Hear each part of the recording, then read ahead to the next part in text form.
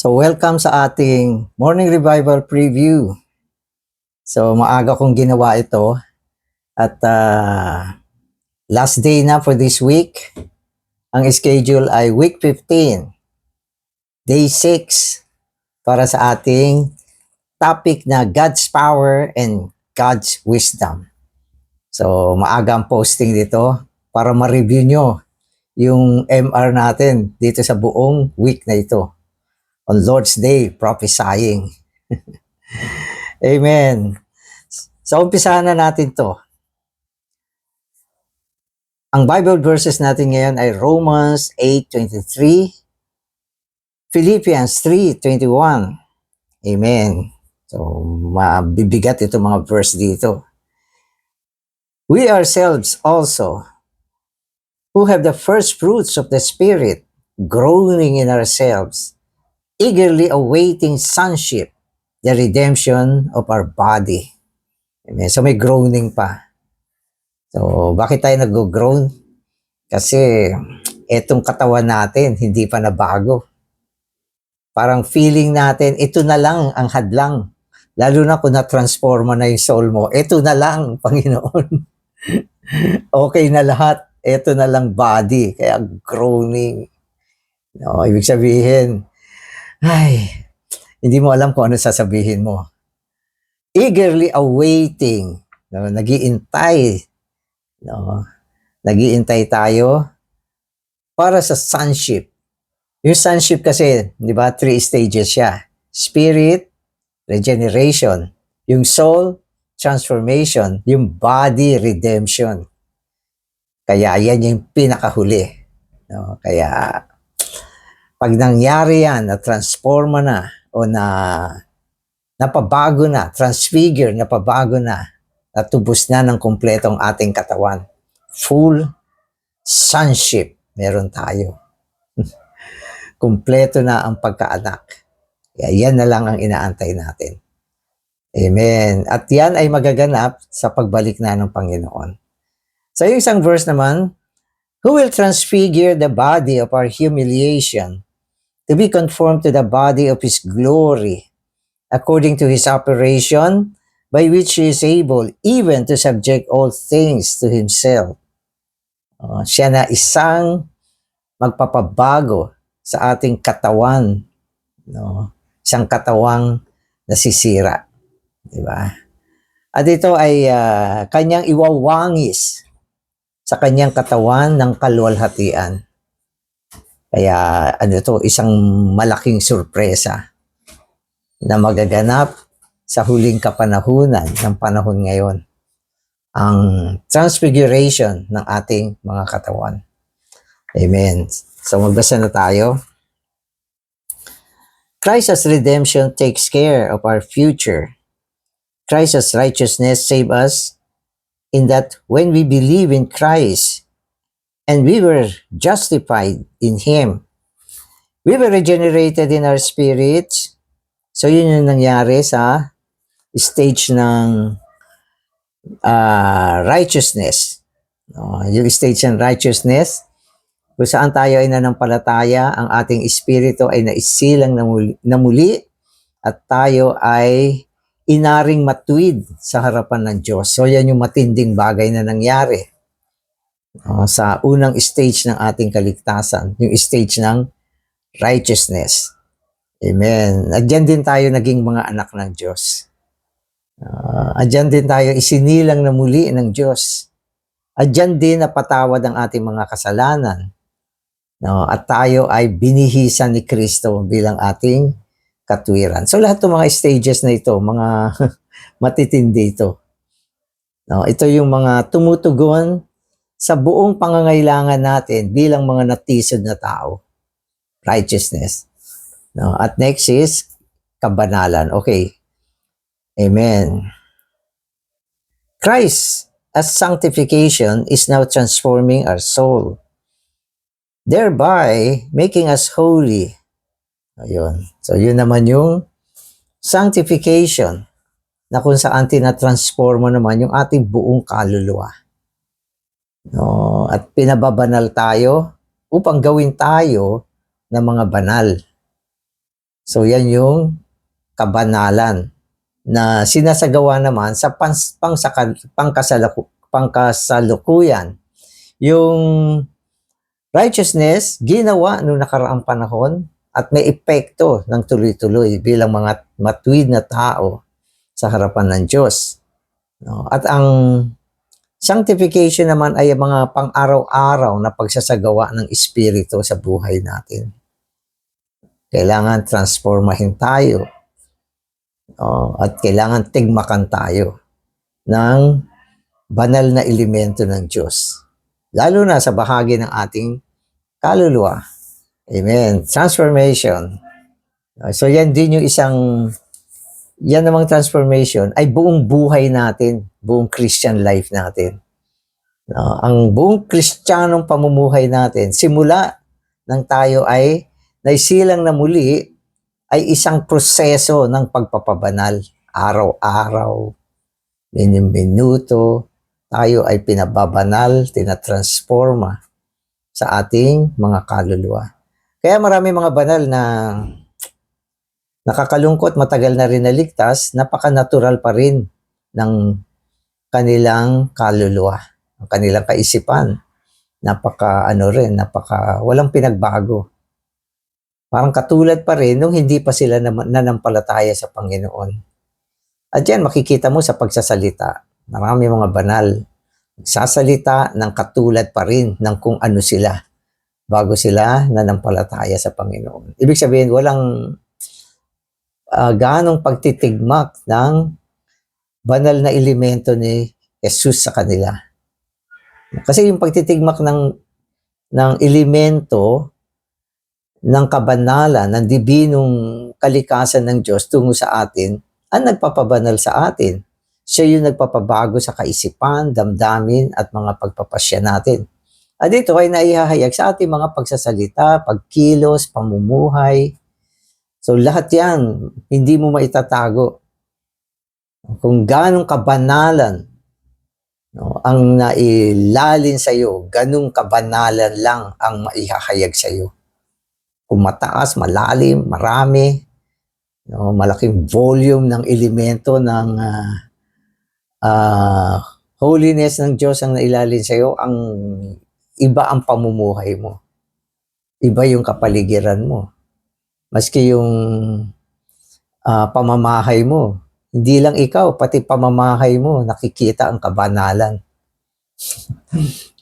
Minsan nagbibisita ako sa mga bahay ng mga kapatid. Mararamdaman mo kung may kabanalan sa bahay na yan. Hindi lang yung tao, kundi yung kapaligiran. Nasa naalala ko dati yung isang anak na kumita na, nagpatayo siya ng bahay, tapos pina-interior niya yung bahay niya. So, may pera na siya. Tapos yung anak na yan, inaya niya yung tatay niya. Tingnan mo naman yung pinagawa kong bahay. Alika, pumasyal ka. Pumasyal yung tatay. Kita niya yung bahay. Ang ganda. Ayos na ayos yung loob. O, ano masasabi mo? Dad, okay. Pero walang kabanalan ako nakikita rito. Siguro yung mga kung ano-ano mga di-display niya dyan na walang kabanalan. No, so, kaya nga, ang pagpapabanal ay gumagawa sa loob ng ating kaluluwa. Kung yung kaluluwa natin na transforma, yung panlasa mo, no? Yung gawi ng iyong pagsasagawa na kikita ang kabanalan. Iba kasi ang taong napabanal sa hindi napabanal. Hindi natin pinag-uusapan dito mabuting tao o masamang tao. Ang pinag-uusapan natin dito, napabanal ka ba? Brother, mabuti naman akong tao eh. Tumutulong ako. Napabanal ka ba? Brother, nagre-respeto ako ng magulang. Nagpo-provide ako sa pamilya. Napabanal ka ba? So, yun yung pinag-uusapan dito. Okay, so, okay. Yet our body still remains unsaved. So, napabanal ka nga, nagkaroon ka ng katwiran, subalit ang katawan natin hindi pa naligtas. Malungkot pa rin. Kaya napapag-groaning tayo, Groan is hikbi. Hindi hikbi. Iyak yun. Hibik, okay, napapahibik tayo.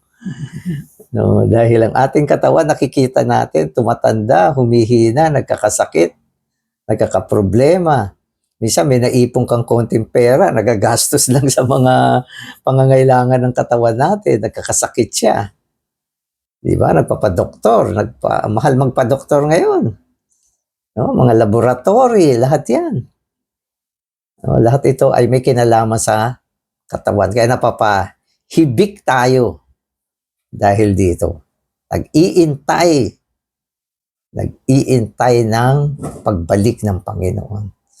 Kung saan babaguhin niya ang ating nasisirang katawan. At yan yung last stage ng sonship. Amen.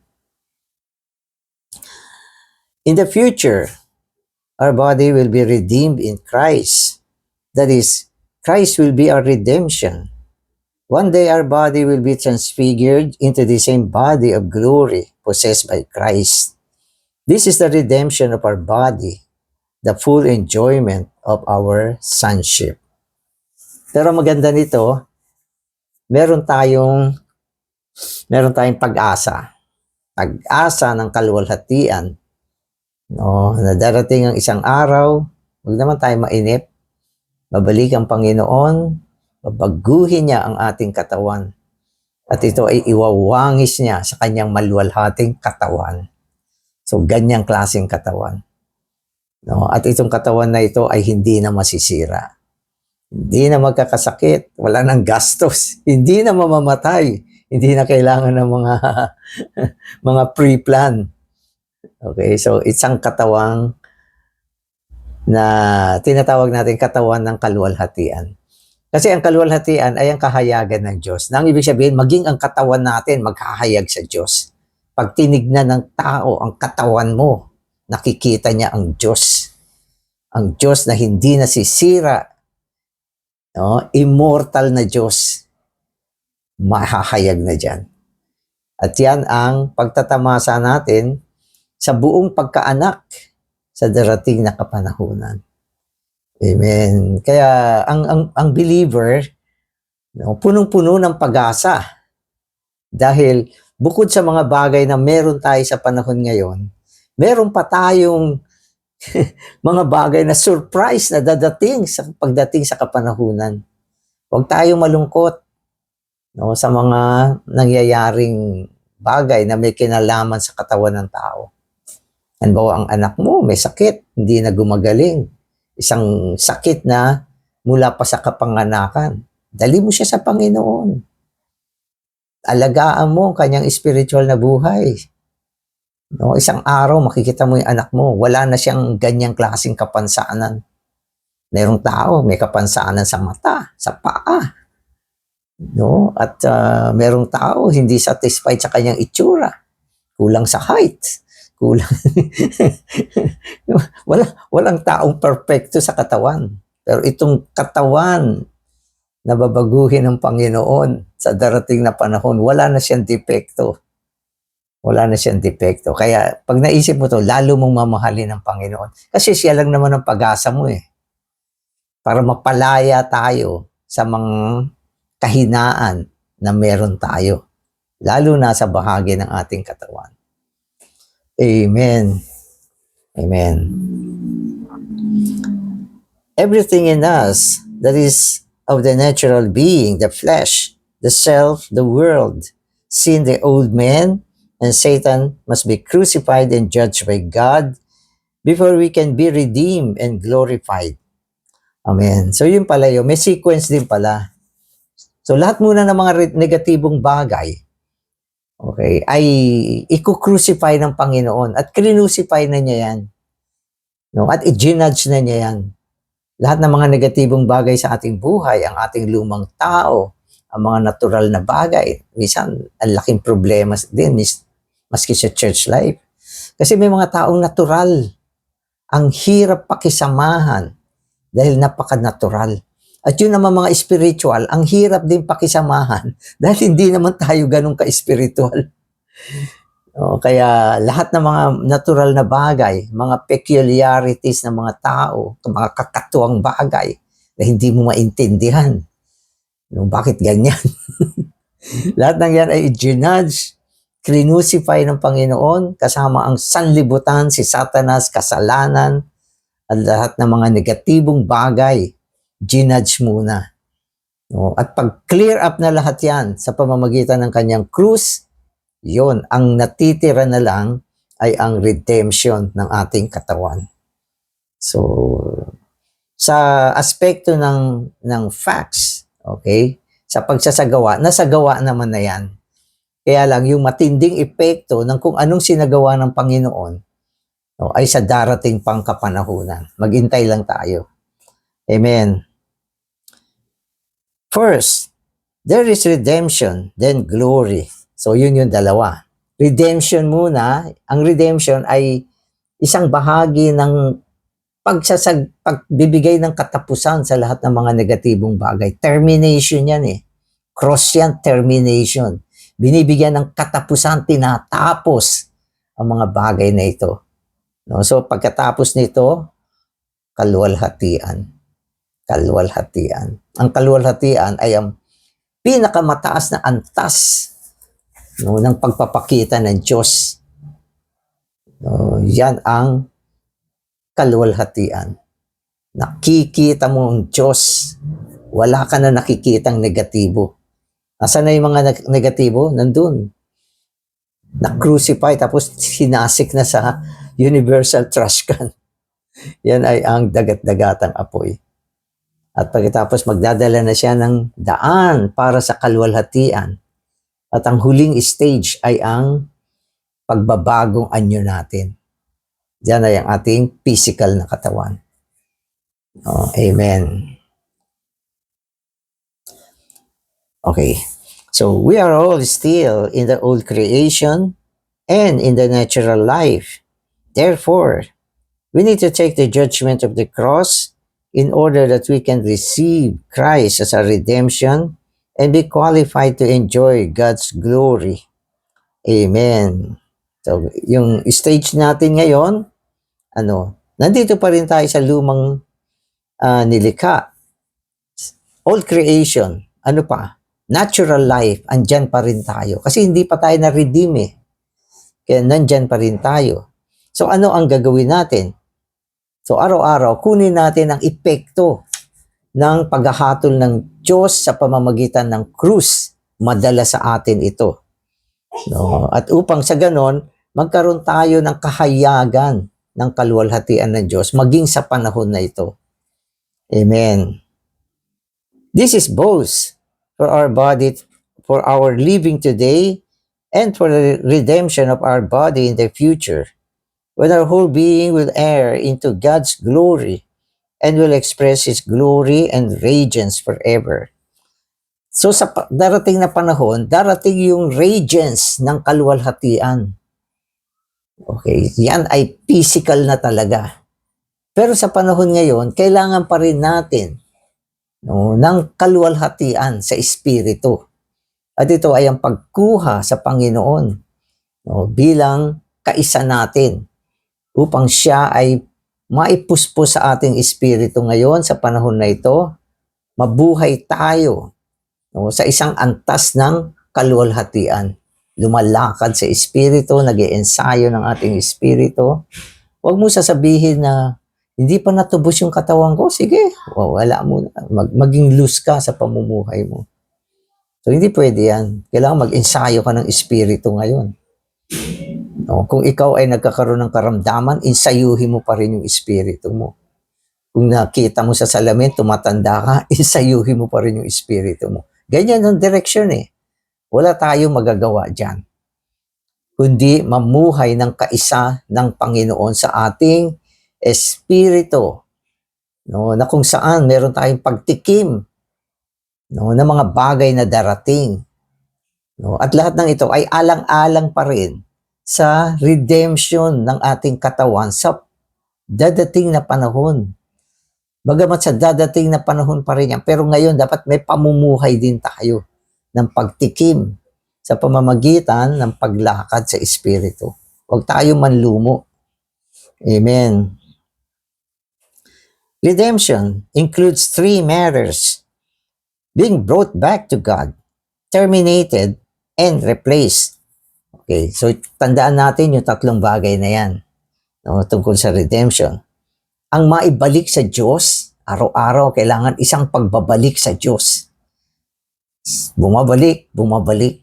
Kasi nalilihis bumabalik. Ang masama, nalihis ka na, hindi ka pa bumabalik. Bumagsak ka na, hindi ka pa na-revive. Ang hina ka na, hindi mo pa hinanap ang daan ng pagpapalakas. Yan ang mahirap. Diba? So, ang unang bahagi nito ay ang pagbabalik sa Diyos. Every day, kailangan makabalik ka sa Diyos. Pangalawa, terminated. Kung nakabalik ka sa Diyos, terminated. Ano yan? Yung lumang buhay natin. Terminate. Yung old man, yung mga natural na bagay, yung laman natin, dapat makaranas ng termination. O, pagbibigay ng pagtatapos, tinatapos lahat ang mga bagay na yan. Okay? Pangatlo, replace. Replace. Dapat palitan ka. Palitan ka. At yan ay ang pagpapalit ni Kristo. So, basahin ko. First, when we enjoy Christ as our portion, we will experience Christ as our redemption and thus will be brought back to God. No, dapat may ganyang karanasan tayo. Laging ibabalik sa Diyos sa pamamagitan ng katubusan. Ang katubusan ay isang step para ibalik tayo sa Diyos. Wag yung lahat na lang ng bagay sa buhay mo. Naku, wala ako sa espiritu. Naku, mahina ako. Naku, nagalit ako kagabi. Naku, kanina nainis ako. Hindi ko gusto yung mga narinig ko, nakita ko. Tapos may bumisita pa sa yung negatibong kapatid. Binagsakan ka ng mga negatibo. Naku, laglag ka na. Ano ba to? May ganyan. Hindi ko sasabihin na wala. Kung may ganyan talaga. Pero ang maganda, Panginoon, babalik ako sa iyo. Babaling ako sa iyo.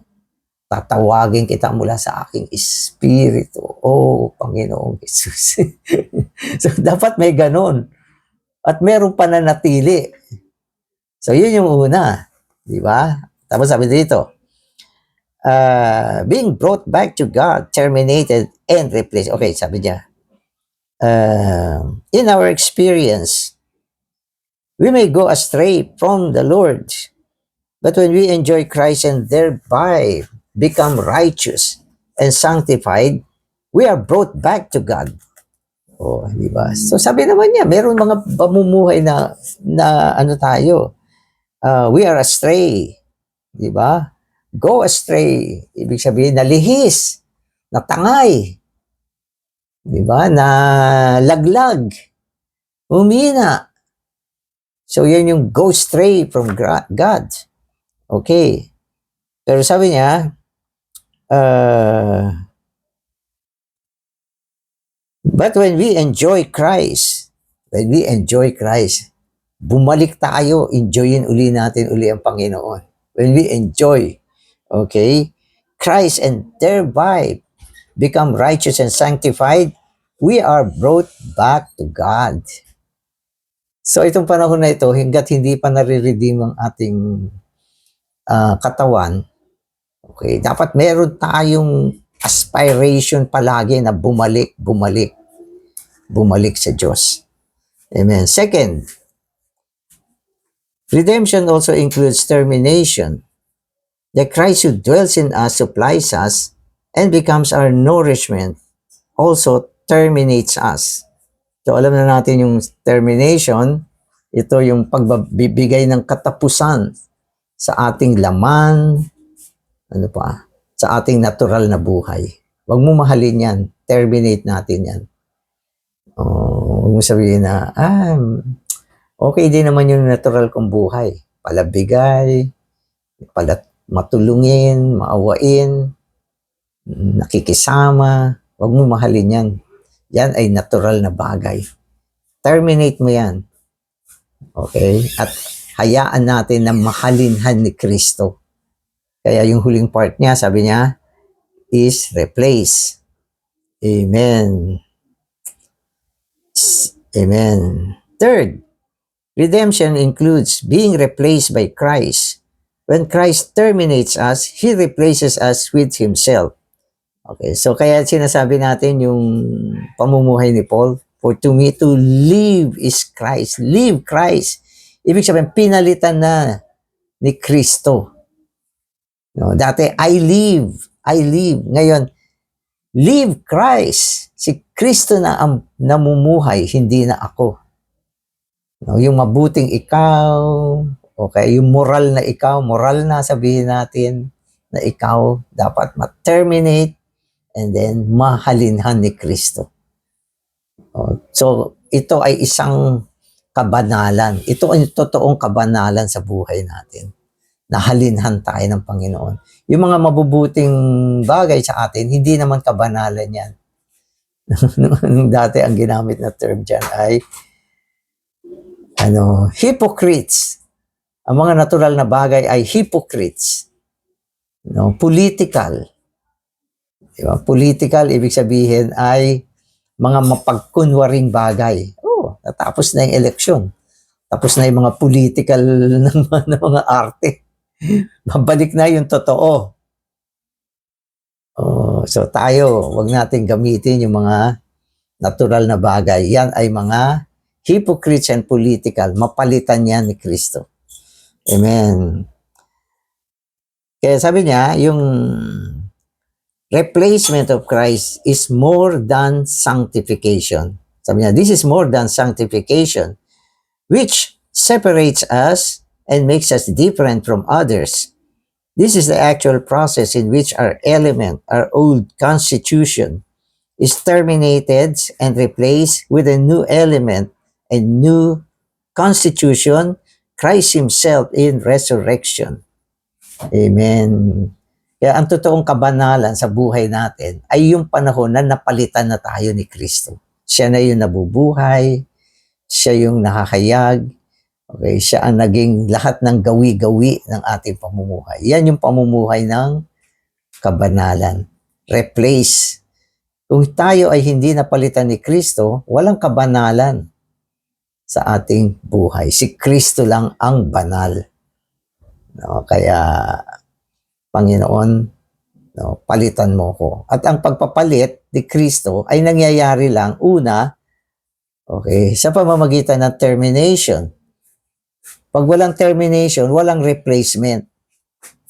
Kailangan ma-terminate muna. Amen. Amen. Amen.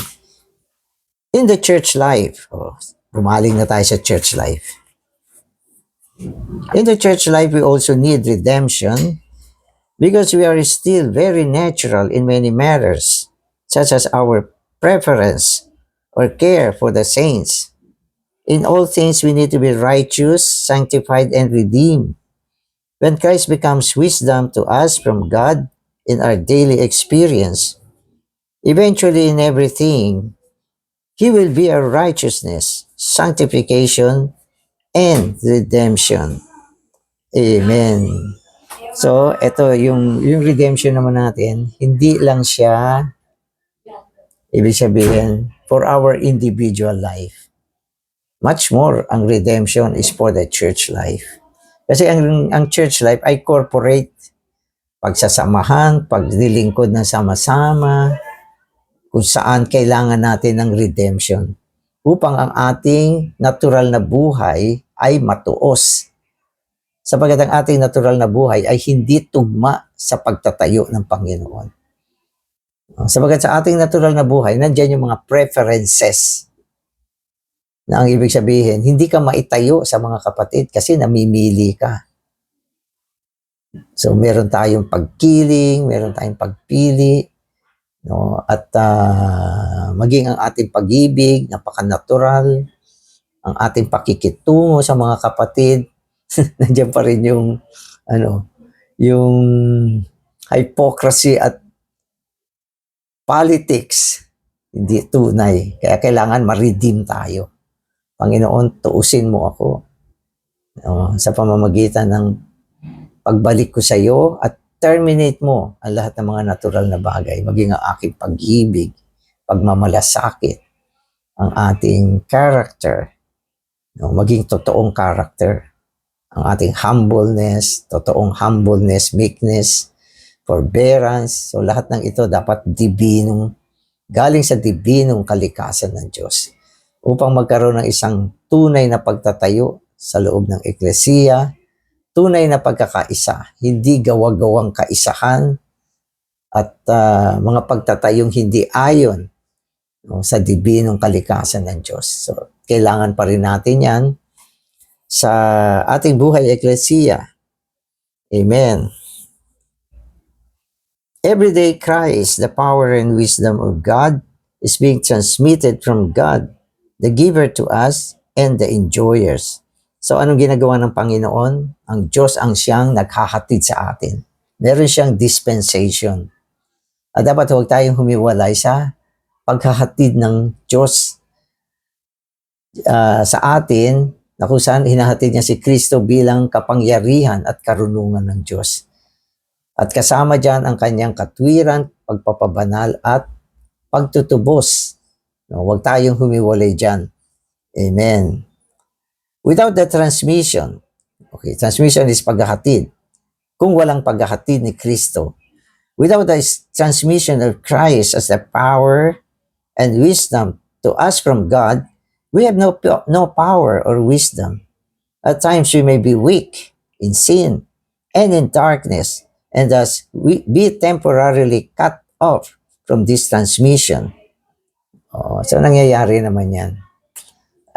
Kasi isang bagay na hindi natin maiwasan ay yung sin, kasalanan. Nakukumit natin yan.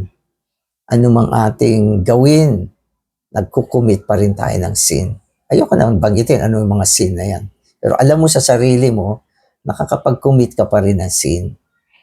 No, sabi nga sa John, kapag sinabi mong hindi ka nagkakasala, sinungaling ka. Kaya sa totoo, nagkakasala pa rin tayo. Nakakagawa pa rin tayo ng mga hindi makatwirang bagay. Amen. Kaya dahil dito, pansamantala, nakakat tayo sa paghahatid, sa dispensing. Pag tayo nakagawa ng kasalanan, napuputol yung communication natin sa Diyos. Okay? Kasi ang communication natin sa Diyos ay conditional. No, may panahon na tama yung ating kondisyon at relasyon sa Panginoon, tuloy-tuloy yung daloy. Pero biglang nag-commit ka ng sin, hindi mo na maiwasan, nagalit ka, bumigay yung temper mo. At yung power, nagdilim. Diba? Nag-commit tayo ng sin. Nangyayari yan. Hindi man natin sadyain, nangyayari yan. Pero ito ang ating pwedeng gawin. Okay. But whenever we turn to the Lord and confess our sins, we are forgiven and are connected again to the transmission. So yun lang naman ang pwede natin gawin. Wala ka na magagawa. Nakat na Nagkasala ka na. Ano gagawin mo? Hindi ka naman pwede magmukmuk. Kasala ako. Hindi mo na pwede gawin yan. Bumalik ka sa Panginoon. Humingi ka ng tawad. Aminin mo ang kasalanan mo. No? At hilingin mo ang dugo niya na hugasan ka. At kapag ginawa mo yan, maibabalik ka niya uli doon sa paghahatid, doon sa daloy. Ito yung sinabi natin kanina, bumabalik tayo sa Diyos. Bumabalik tayo. At ito ay magiging istorya natin sa buong kapanahunan ng Christian life natin hanggang sa pagbalik ng Panginoon. May time na bumabaksak, go astray, nalihis, nangyari yan. Hindi ibig sabihin yan, katapusan na. Yung mga iba, pag may mga ganyan, tapos na, wala na. Aalis na. Magpapakalulong na kung saan. Wala na sa church life. Okay, yan ay panliling lang ni Satanas.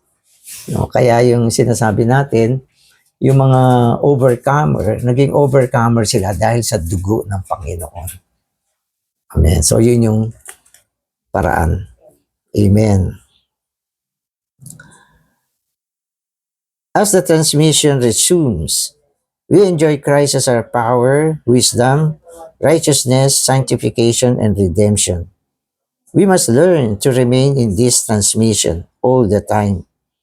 Our enjoyment of this continual transmission is the way to enjoy Christ. Pero pilitin natin, gawin natin ang lahat para manatili tayo dito sa paghahatid. Ito yung dispensing ng Diyos natin. Huwag kang humiwalay dyan. At kung nahiwalay ka, bumalik ka uli. Amen. So, ito yung MR natin. Ito yung concluding word dito sa week na ito. Sana na-enjoy natin to. Salamat, Panginoon. Ikaw ang aming kapangyarihan at katalinuhan.